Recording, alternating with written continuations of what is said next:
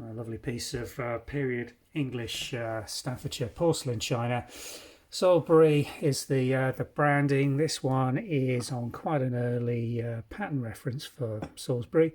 Here's a crown mark, Salisbury made in England, and this one's 1633 version 2.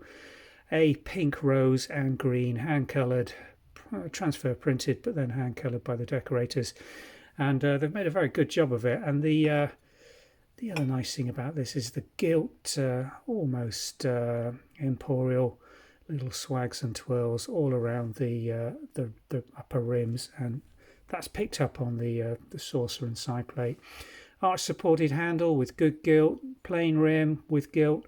C-shaped really, isn't it? But an unusual early shape with a little nip in it here, just more like a rim moulding detail than a line as such.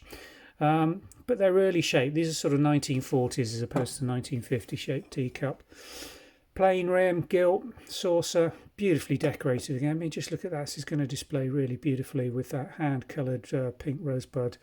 And again, that's picked up beautifully on the side or T-plate. In very fine condition. There's occasional knife mark on the surface, but otherwise the glaze on these is very good.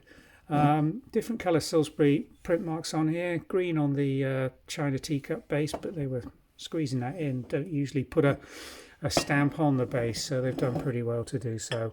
Nice sets. Thought we had a big quantity of these when I first picked this box up, but it was mainly full of Royal Doulton Arcadia, so just 2 I think coming through, but there will be some spare saucers and side plates if this is a set that you recognise on that Salisbury pattern number. Then we've got some orphan pieces that will be listed separately going into this collection, so do check on the website if you're looking for a specific replacement piece. Thanks for watching.